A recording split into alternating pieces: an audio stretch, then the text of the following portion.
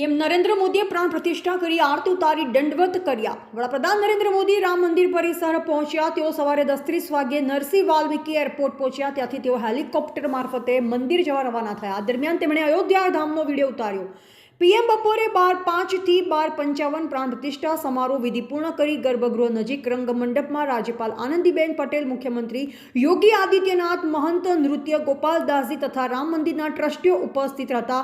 ભારતીય વાયુસેનાના 2 હેલિકોપ્ટર દ્વારા પુષ્પવર્ષા કરવામાં આવી।